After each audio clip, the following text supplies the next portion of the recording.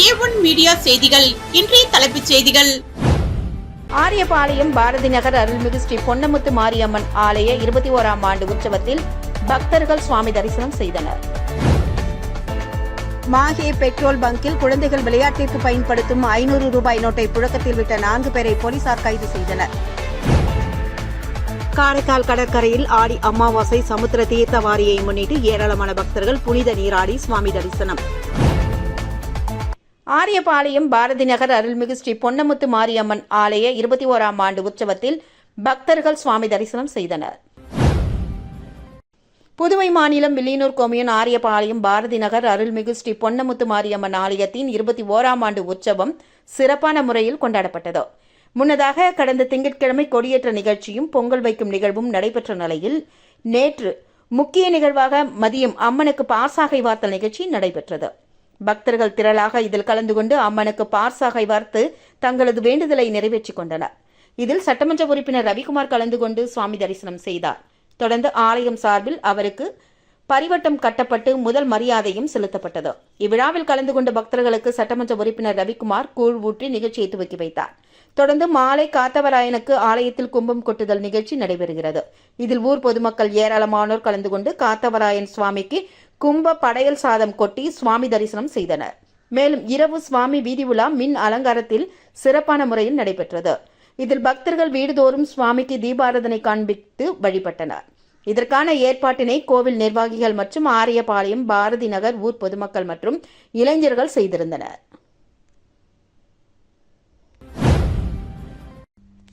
கோட்டைமேடு ஸ்ரீ அகோர மாரியம்மன் ஆலய சடல் பிரமோற்சவத்தில் பக்தர்கள் பங்கேற்று சுவாமி தரிசனம். புதுவை மாநிலம் வில்லியனூர் கொம்யூனுக்கு உட்பட்ட கோட்டைமேட்டில் அமைந்துள்ள அருள்மிகு ஸ்ரீ அகோர மாரியம்மன் ஆலய பிரமோற்சவ விழாவை முன்னிட்டு கடந்த 2ஆம் தேதி மகா கணபதி ஹோமம், 3ஆம் தேதி கொடியேற்றுதல் நடைபெற்றது. விழாவை ஒட்டி தினந்தோறும் பிரசாதம் வழங்குதல், சுவாமிக்கு அலங்காரம் செய்து தீபாராதனை மற்றும் இரவு மின் அலங்காரத்தில் சுவாமி வீதி உலாவும் நடத்தப்பட்டு வந்தது. இந்நிலையில் முக்கிய நிகழ்ச்சியாக நேற்று காலை திருத்தேர் வலம் வருதல் நிகழ்வும் மதியம் பார்சாகை வார்த்தல் நிகழ்ச்சியும் நடைபெற்றது. இதில் பக்தர்கள் திரளாக கலந்து கொண்டு அம்மனுக்கு பார்சாகை வார்த்து தங்களது வேண்டுதலை நிறைவேற்றி நேர்த்தி கடனை செலுத்தினர். இந்நிகழ்ச்சியில் சட்டமன்ற உறுப்பினர் ரவிக்குமார் கலந்து கொண்டு தரிசனம் செய்தார். தொடர்ந்து சட்டமன்ற உறுப்பினர் ரவிக்குமாருக்கு ஆலயம் சார்பில் பரிவட்டம் கட்டி முதல் மரியாதையும் அளிக்கப்பட்டது. இதனை அடுத்து சட்டமன்ற உறுப்பினர் ரவிக்குமார் பக்தர்களுக்கு கூழ் ஊற்றி நிகழ்ச்சியை துவக்கி வைத்தார். மாலை செடல் தரித்தல் மற்றும் செடல் உற்சவம் நிகழ்ச்சி சிறப்பாக நடைபெற்றதில் பக்தர்கள் திரளானோர் கலந்து கொண்டு செடல் தரித்து தங்களது வேண்டுதலை நிறைவேற்றினர். மேலும் இரவு கழுமரம் ஏறுதல் நிகழ்வும் அம்மன் வீதி உலாவும் நடைபெற்றது. இதற்கான ஏற்பாடுகளை ஆலய நிர்வாகிகள் மற்றும் கோட்டைமேடு வில்லியனூர் பகுதி கிராம மக்கள் செய்திருந்தனர். மாஹே பெட்ரோல் பங்கில் குழந்தைகள் விளையாட்டிற்கு பயன்படுத்தும் 500 ரூபாய் நோட்டை புழக்கத்தில் விட்ட 4 பேரை போலீசார் கைது செய்தனர். புதுச்சேரி மாஹே பிராந்தியம் பல்லூரில் இயங்கி வரும் பெட்ரோல் பங்கிற்கு கேரளாவை சேர்ந்த 4 பேர் காரில் வந்து பெட்ரோல் போட்டுள்ளனர். அதற்கான பில் தொகை 600 ரூபாயை பங்க் ஊழியரிடம் கொடுத்தபோது அதிலிருந்த 500 ரூபாய் நோட்டு சந்தேகப்படும்படி இருந்தது.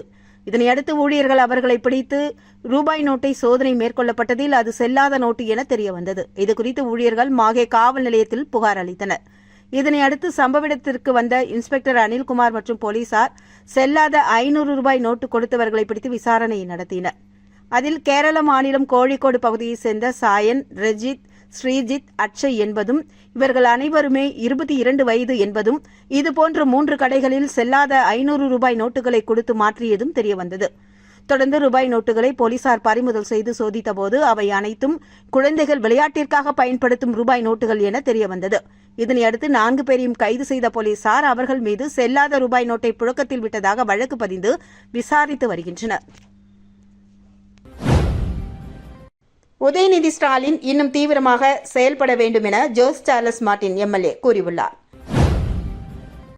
லட்சிய ஜனநாயக கட்சியின் நிறுவனர் ஜோஸ் சார்லஸ் மார்டின் எம்எல்ஏ தலைமை செயலகத்தில் சபாநாயகர் பிரபாகர் மற்றும் சட்டத்துறை அமைச்சர் நிர்மல்குமார் உள்ளிட்டோரை சந்தித்தனர்.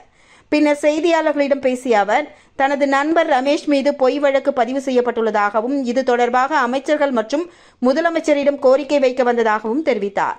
தமிழக எதிர்க்கட்சித் தலைவர் உதயநிதி ஸ்டாலின் பொதுமக்களின் பிரச்சினைகளை சட்டமன்றத்தில் எடுத்துரைத்து இன்னும் தீவிரமாகவும் பக்குவமாகவும் செயல்பட வேண்டும் என்றும் அறிவுறுத்தினார். புதிதாக பொறுப்பேற்றுள்ள அமைச்சர்கள் தற்பொழுது பணிகளை கற்றுக்கொண்டு வருவதாக கூறிய அவர், அமைச்சர் ஆதவ் அர்ஜுனாவின் செயல்பாடுகள் குறித்து தனக்கு முழுமையாக தெரியவில்லை என்றும் அவர் சிறப்பாக செயல்படுவதாக இதுவரை பார்க்கவில்லை என்றும் தெரிவித்தார். மேலும் உதயநிதி ஸ்டாலின் மற்றும் ஆதவ் அர்ஜுனா இருவரும் பக்குவமாக பேச வேண்டும் என்றும் அவர் கூறினார். புதுச்சேரி காமராஜர் நகர் தொகுதியில் முதியோர்களுக்கு வீடு தேடி மருத்துவ திட்டம் குறித்த அறிமுக ஆலோசனைக் கூட்டம் நடைபெற்றது. லட்சிய ஜனநாயக கட்சி தலைவரும் காமராஜர் நகர் தொகுதி சட்டமன்ற உறுப்பினருமான ஜோஸ் சார்லஸ் மார்டின் அறிவுறுத்தலின்படி தொகுதியில் உள்ள முதியோர்களுக்கு வீடு தேடி மருத்துவ சேவை வழங்கும் திட்டம் துவங்கப்பட்டுள்ளது. ஹெல்பேஜ் இந்தியா அமைப்புடன் இணைந்து செயல்படுத்தப்படும் இந்த திட்டத்தை அறிமுகப்படுத்தும் வகையில் காமராஜர் நகர் தொகுதியைச் சேர்ந்த வார்டு மற்றும் பூத் தலைவர்கள் பங்கேற்ற கலந்தாய்வு கூட்டம் நடைபெற்றது. இதில் தொகுதியில் உள்ள முதியோர்களின் விவரங்களை சேகரித்து அவர்களின் தேவைக்கேற்ப மருத்துவ சேவைகளை நேரடியாக வழங்க நடவடிக்கை எடுக்க முடிவு செய்யப்பட்டது. CSR மேலாளர் திவாகரன், காமராஜர் நகர் குறை தீர்க்கும் குழுவை சேர்ந்த ஷாஷிதா, வார்டு மற்றும் பூத் தலைவர்கள், ஹெல்பேஜ் இந்தியா நிர்வாகிகள் உள்ளிட்டோர் இதில் கலந்து கொண்டனர்.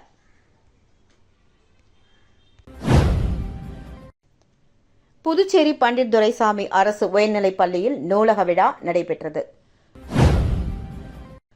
புதுச்சேரியில் உள்ள பண்டிட் துரைசாமி அரசு உயர்நிலைப் பள்ளியில் நூலகத் தந்தை என்று போற்றப்படும் அரங்கநாதனின் பிறந்தநாளை ஒட்டி நேற்று நூலக விழா நடைபெற்றது. மாணவர்கள் மற்றும் ஆசிரியர்கள் இடையே வாசிப்பு பழக்கத்தை ஊக்குவிக்கும் வகையில் நடந்த இந்த விழாவில் ஏராளமான மாணவர்கள் மற்றும் ஆசிரியர்கள் ஆர்வமுடன் கலந்து கொண்டு பல்வேறு நூல்களை பார்வையிட்டு வாசித்தனர். விழாவிற்கு பள்ளி தலைமை ஆசிரியை உஷா தலைமை தாங்க விழாவிற்கான ஏற்பாடுகளை நூலக ஆசிரியை சக்தி சிவரூபிணி செய்திருந்தார். மாணவர்களிடம் வாசிப்பு ஆர்வத்தை வளர்க்கும் வகையில் நடைபெற்ற இந்த நிகழ்ச்சி சிறப்பாக அமைந்தது. அரியாங்குப்பம் தொகுதியில் பல்வேறு இடங்களில் 1.12 கோடி ரூபாயில் தார் சாலை அமைக்கும் பணியினை சட்டமன்ற உறுப்பினர் ஐயப்பன் துவக்கி வைத்தார். அரியாங்குப்பம் தொகுதிக்கு உட்பட்ட பொன்னுசாமி கார்டன், அஸ்வின் நகர், ஜெயராம் நகர் மற்றும் ரெஸ்மில் ரோட் பகுதிகளில் தார் சாலை அமைத்திட வலியுறுத்தி அப்பகுதி மக்கள் கோரிக்கை விடுத்திருந்தனர். இதனை அடுத்து சட்டமன்ற உறுப்பினர் ஐயப்பன் சாலை அமைக்கும் பணிக்காக நடவடிக்கை மேற்கொண்டார். பொதுப்பணித்துறை கட்டிடங்கள் மற்றும் சாலைகள் மத்திய கோட்டம் சார்பில் 1,12,00,000 ரூபாய் செலவில் தார் சாலை அமைக்கும் பணிக்கான பூமி பூஜை நடைபெற்றது. ஐயப்பன் MLA இதில் கலந்து கொண்டு தலைமை தாங்கி பணிகளை துவக்கி வைத்தார். இதில் உதவி பொறியாளர் பிரபாகரன், இளநிலை பொறியாளர் முருகன், ஊர் முக்கிய பிரமுகர்கள், NR காங்கிரஸ் கட்சி நிர்வாகிகள் மற்றும் பொதுமக்கள் கலந்து கொண்டனர். சாலை அமைக்கும் பணிக்கு நடவடிக்கை எடுத்த சட்டமன்ற உறுப்பினர் மற்றும் அரசுக்கு அப்பகுதி மக்கள் நன்றி தெரிவித்துள்ளனர். வீராம்பட்டினம் தேரோட்ட முன்னேற்பாடுகள் மற்றும் பாதுகாப்பு பணிகள் குறித்த ஆலோசனைக் கூட்டம் ஐயப்பன் MLA தலைமையில் நடைபெற்றது. வீராம்பட்டினம் செங்கல் நீரம்மன் கோவில் ஆடி பெருவிழாவின் முக்கிய நிகழ்ச்சியான திருத்தேரோட்டம் வருகின்ற 14ஆம் தேதி காலை 8 மணிக்கு நடைபெறுகிறது.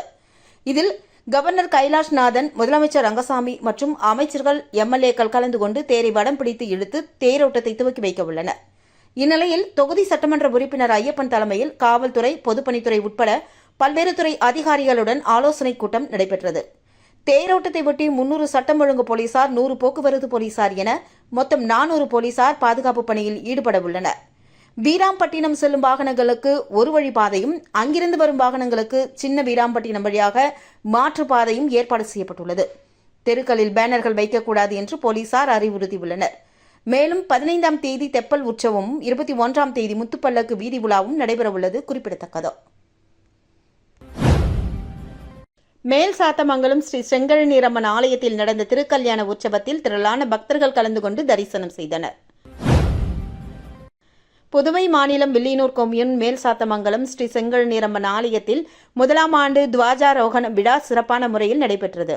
முன்னதாக கடந்த 6ஆம் தேதி கொடியேற்ற நிகழ்வும், அதனை அடுத்து சுவாமிக்கு காலை மாலை என 2 வேளைகளிலும் அபிஷேக ஆராதனைகள் அலங்காரம் செய்யப்பட்டு தீபாராதனை காண்பிக்கப்பட்டு வந்தது. இந்நிலையில் தினம்தோறும் சுவாமி ஒவ்வொரு வாகனத்தில் மின் அலங்காரத்திலும் வீதி உலா நடைபெற்று வந்த நிலையில் நேற்று சிவன், பார்வதி, ஐயனார், பூரணி பொற்களை ஆகிய சுவாமிகளுக்கு திருக்கல்யாண உற்சவம் வெகு சிறப்பான முறையில் நடைபெற்றதில் பக்தர்கள் பலர் கலந்து கொண்டு திருக்கல்யாண உற்சவத்தினை கண்டு களித்து தரிசனம் செய்தனர். அதனைத் தொடர்ந்து விழாவில் கலந்து கொண்ட 1000க்கும் மேற்பட்ட நபர்களுக்கு அருண்சுவை அன்னதானம் வழங்கப்பட்டது. இந்நிகழ்ச்சியில் 6ஆம் நாள் உபயதாரர் ராமச்சந்திரர் கவுண்டர் குடும்பத்தினர் உட்பட திரளான பொதுமக்கள் கலந்து கொண்டு தரிசனம் செய்தனர்.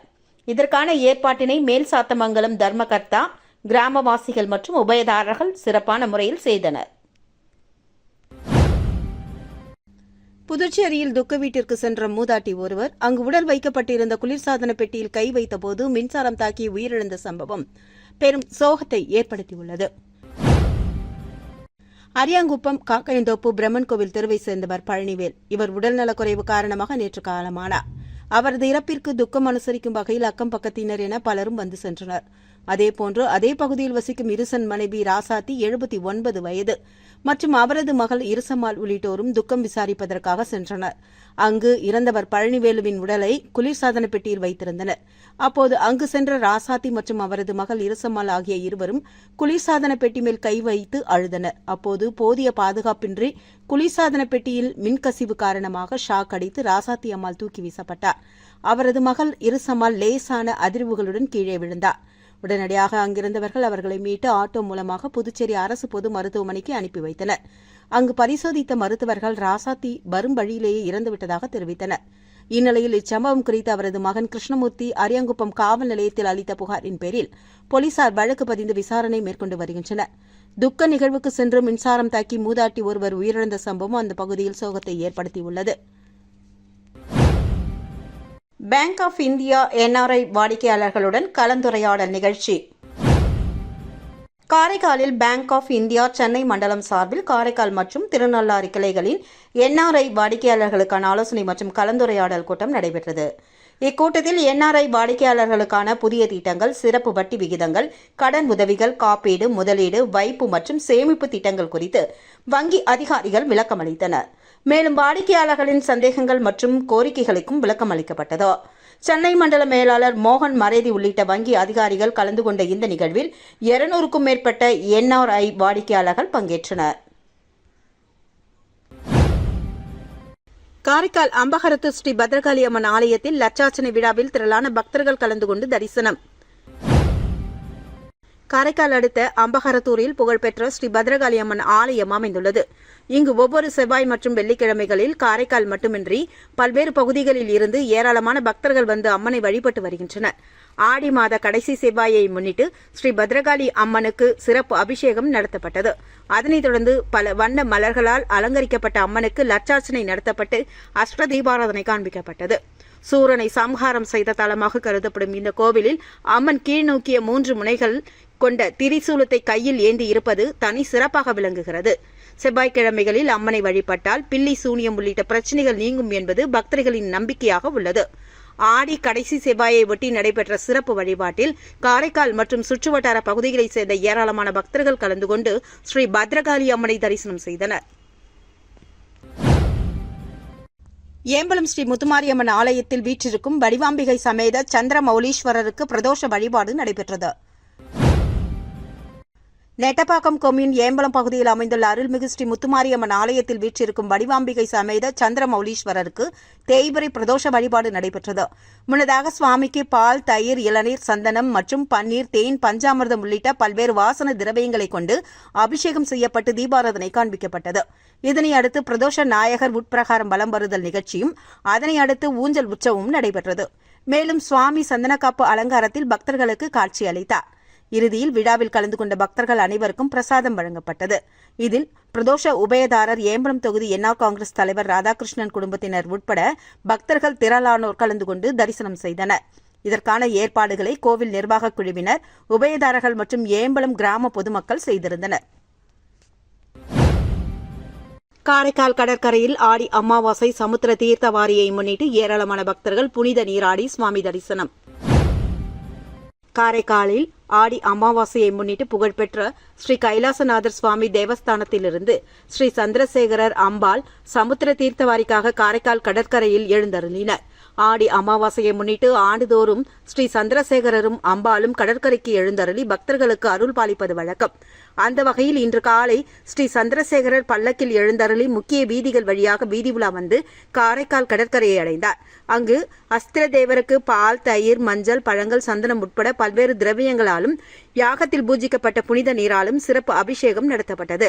அதனைத் தொடர்ந்து அஸ்திர தேவருக்கு சமுத்திர தீர்த்தவாரி நடைபெற்றது. பின்னர் மகா தீபாராதனை காண்பிக்கப்பட்டது. ஆடி அமாவாசை தீர்த்தவாரியை முன்னிட்டு காரைக்கால் கடற்கரையில் ஏராளமான பக்தர்கள் திரண்டு கடலில் புனித நீராடி ஸ்ரீ சந்திரசேகரர் அம்பாளை தரிசனம் செய்து வழிபட்டனர். எதிர்கால தொழில்நுட்பம் மற்றும் ஒத்துழைப்பு குறித்து ஐஐடி மெட்ராஸில் முக்கிய சந்திப்பு. லட்சிய ஜனநாயக கட்சியின் தலைவர் மற்றும் புதுச்சேரி காமராஜர் நகர் தொகுதி சட்டமன்ற உறுப்பினர் ஜோஸ் சார்லஸ் மார்டின் அவர்கள் இன்று ஐஐடி மெட்ராஸ் சென்று அதன் இயக்குநர் பேராசிரியர் காமகோடி அவர்களை சந்தித்தார்.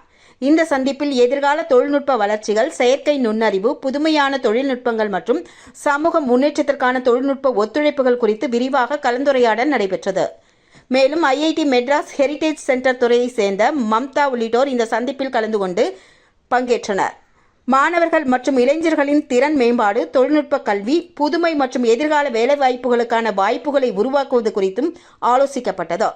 தொழில்நுட்பத்தின் மூலம் புதிய மாற்றம், இளைஞர்களின் எதிர்காலத்திற்கான புதிய வாய்ப்புகள். மீண்டும் இன்றைய தலைப்புச் செய்திகள். ஆரியபாளையம் பாரதி நகர் அருள்மிகு ஸ்ரீ பொன்னமுத்து மாரியம்மன் ஆலய 21ஆம் ஆண்டு உற்சவத்தில் பக்தர்கள் சுவாமி தரிசனம் செய்தனர். மாஹே பெட்ரோல் பங்கில் குழந்தைகள் விளையாட்டிற்கு பயன்படுத்தும் 500 ரூபாய் நோட்டை புழக்கத்தில் விட்ட 4 பேரை போலீசார் கைது செய்தனர். காரைக்கால் கடற்கரையில் ஆடி அமாவாசை சமுத்திர தீர்த்தவாரியை முன்னிட்டு ஏராளமான பக்தர்கள் புனித நீராடி சுவாமி தரிசனம். இத்துடன் A1 மீடியா செய்திகள் நிறைவு பெற்றன. நன்றி.